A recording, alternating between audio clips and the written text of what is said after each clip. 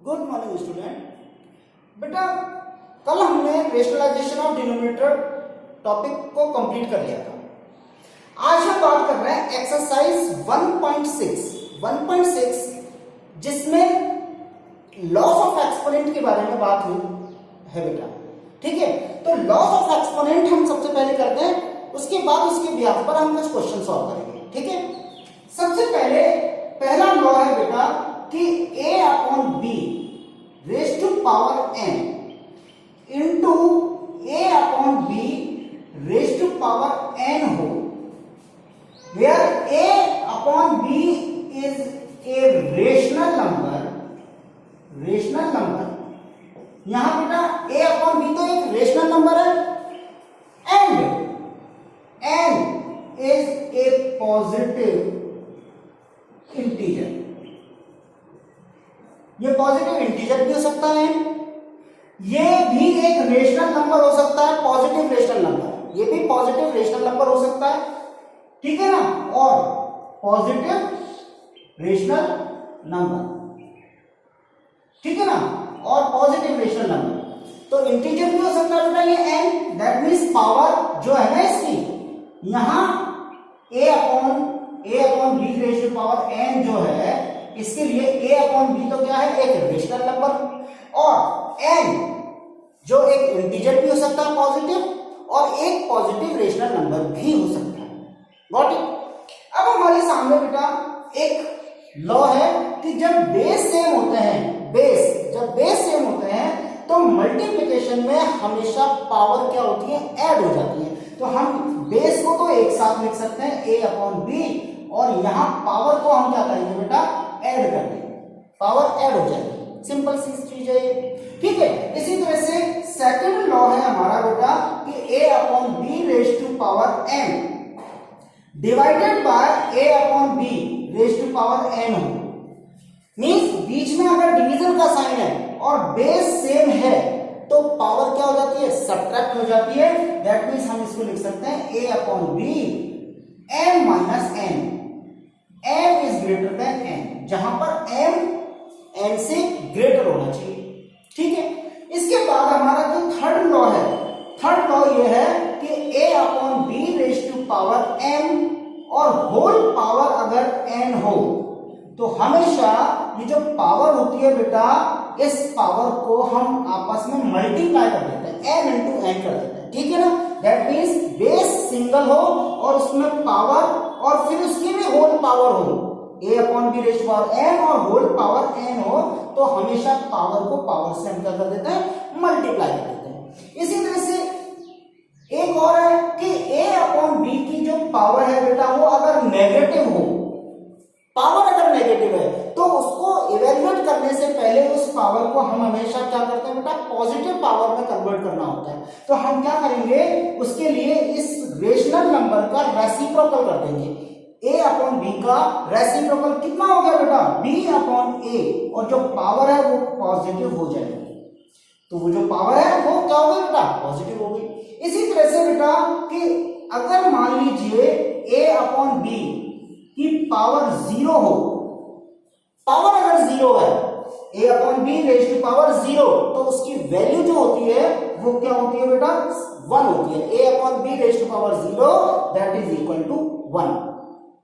इसके बाद एक और हमारी आइडेंटिटी है बेटा कि a upon b raise to power n into c upon d raise to power n, अगर दोनों की बेस तो डिफरेंट है, बेस और दोनों की पावर सेम है बेटा, तो हम क्या करते हैं, इसको लिख सकते हैं a upon b into c upon d, और होल पावर में हम क्या लिख सकते हैं बेटा, इसको n, a upon b into c upon d हो जाएगा, और होल पावर में उसको सिंगल n, जो कि पावर कॉमन है तो पावर हम कॉमन लिख सकते हैं इस तरह से।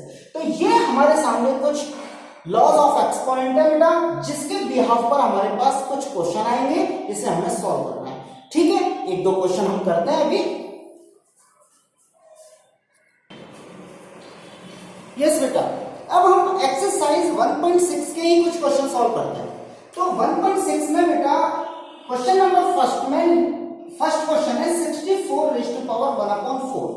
तो सबसे पहले हम क्या करेंगे बेटा, इस 64 को पावर नोटेशन में कन्वर्ट करने की कोशिश करते हैं। हम क्या करेंगे बेटा, 2 into 2 into 2 into 2 into 2 into 2, ये हो गया बेटा 1/4।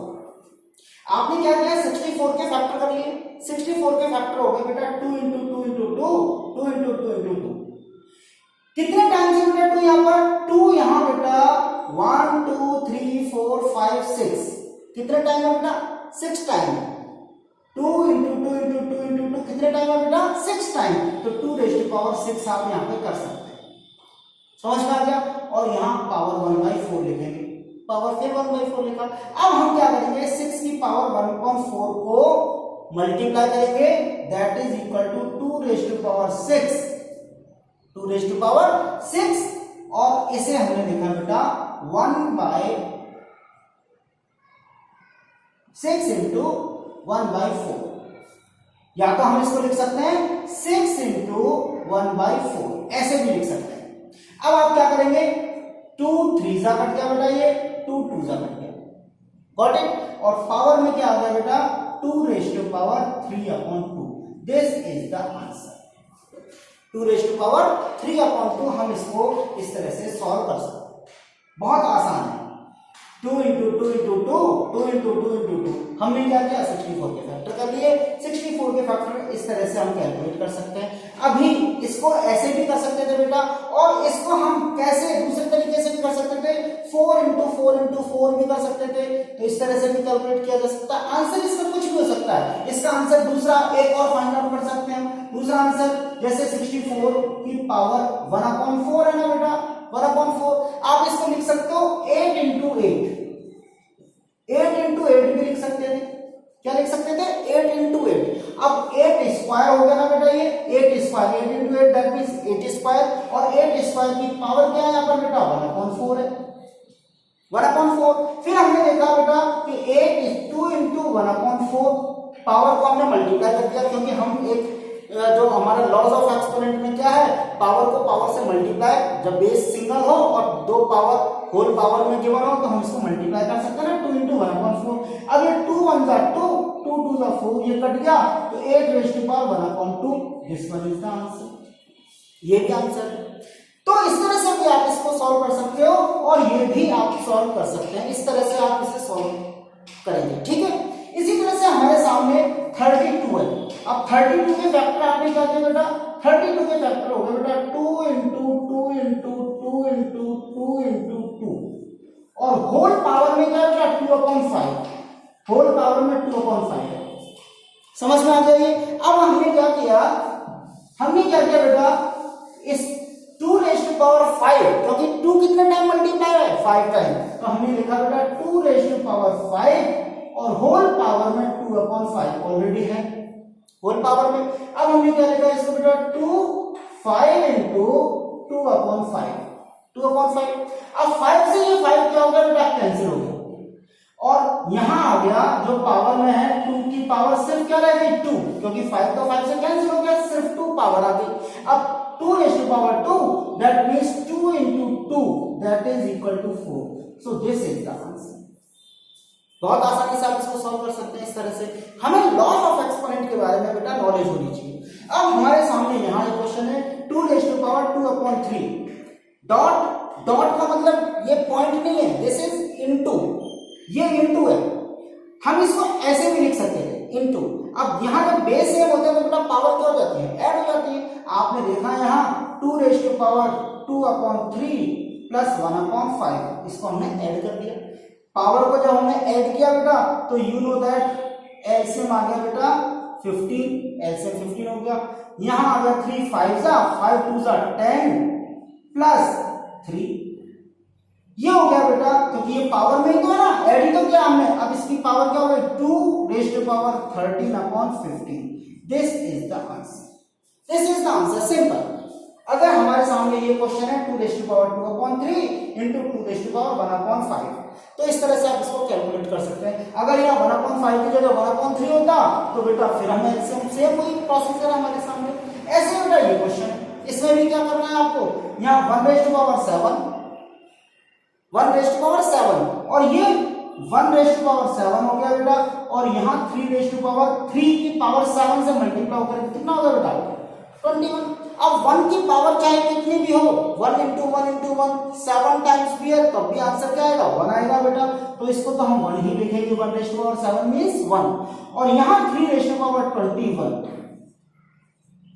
ठीक है, इस तरह से लिखेंगे। अब हम क्या करेंगे, जब हम 1/3, क्योंकि ये 1/3 इसको ऐसे भी लिखा जा सकता है 1/3 रेस्ट टू पावर 21, क्योंकि 1 की पावर तो चाहे 7 हो चाहे 21 हो, वो तो 1 ही होता है, और हमने इसकी होल पावर 21 को बोथ होल न्यू और न्यूमरेटर एंड डिनोमिनेटर दोनों के होल पावर में 21 लिख दिया। अब आप लिख सकते हो 3 का रेसिप्रोकल, जब आप 1/3 का रेसिप्रोकल क्या होगा 3/1, और 3/1 जब आप करेंगे इसको तो ये माइनस क्या हो जाएगा बेटा 21। सो दिस इज द आंसर। तो हम इसको इस तरह से सॉल्व करेंगे, बहुत आसानी से आप इसे सॉल्व कर सकते हैं बेटा, सिर्फ हमें लॉज ऑफ एक्सपोनेंट के बारे में नॉलेज होनी चाहिए, ठीक है। अगर और भी कोई प्रॉब्लम आए तो हम कल इसमें और डिस्कशन कर सकते हैं, ठीक है। Got it, thank you.